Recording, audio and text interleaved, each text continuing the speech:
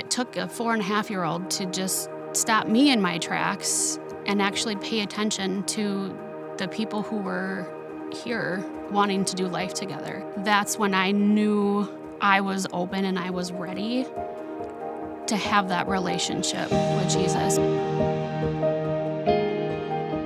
My name is Megan, and to be honest, right out of the gate, I was a little hesitant to do this video. In my head, it was absolutely not. This is not how you roll. We don't share our story with other people. But what came out of my mouth was, sure, I would love to.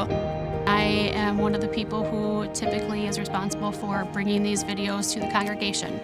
So yes, I am on staff, but I am also here sharing my story. I was actually born in Georgia to a military couple. At the age of 3, I actually was diagnosed with leukemia and was on chemo until the age of 5. Right after that, we moved to Minnesota. I'd love to say that it was awesome and the snow was great. It was the first time I had ever experienced snow and cold weather, but about 3 months later on Christmas Day, my brother, who was 2 years older than me, passed away. And then at 16, my best friend was killed in a car accident. And at 22, I was physically assaulted by a former boss of mine. And at 24, I found myself in a pretty dangerous relationship that ultimately resulted in me becoming a mother. Becoming a mother is the best thing that has probably ever happened to me, and I am so grateful. No matter how difficult that story was leading up to that point, I definitely wouldn't change any of how it happened. Knock on wood, I'm still doing an okay job at it. I was born and raised Catholic. It's definitely different than the religion and the faith that I practice now as an adult. There was a lot of guilt within my household. It was, if you don't behave properly, you're not going to get to heaven to see your brother again, so do the right thing.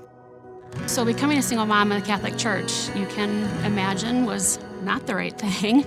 My son had some pretty severe separation anxiety as a young child. And one day when I dropped him off, I could hear him screaming down the hallway. But when I got to pick him up, his teacher pulled me aside and just said, hey, I just want you to know that if you hadn't sinned in the Catholic Church, your son would not be behaving like this.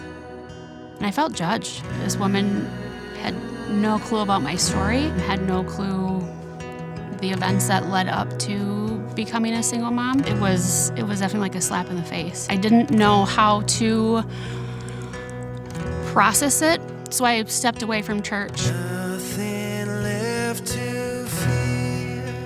I started seeing these purple and white pens everywhere, or these purple and clear pens everywhere, and then I would drop my son off somewhere and I'd see someone with a key tag that had Hosanna Church on it. And I was like, okay, this is a sign. The first time we stepped foot in the doors of Hosanna was actually on Easter, which, looking back, is a really cool experience for me because it's like the start of a new life and a new beginning. But so we showed up, and initially we were super I don't want to say overwhelmed, but it was definitely a major difference. I remember sitting in the very back row. My son from the back row was like, Mom, this church is awesome. So then the following week it was, hey Mom, we got to go back to that church. We got to go back to that church. They had really drawn him in from a kid perspective of what church can look like. And I remember the pastor introducing a phrase to me that I had never heard a church say before, and it was, we believe the Lord led you here. Maybe the Lord did lead me here, and you prayed over my chair, like, that's awesome. So we kept coming, and there was one day we were running a little bit behind. We were directly in front of the fountain, and my son, who I'm kind of just dragging behind me, says, Mom, isn't it cool how everyone here is smiling?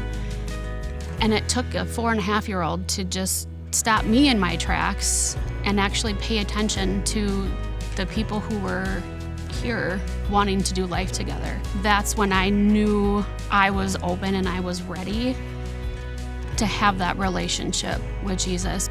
I knew that the only way to stay afloat was to grab on to Jesus. But I really think that this whole time, until I was aware, Jesus was there the whole time. I think he was carrying me. Be willing to lean into the broken pieces of your story, because the broken pieces of your story are what make your story whole. It's what makes you whole as a person. God puts the broken pieces back together.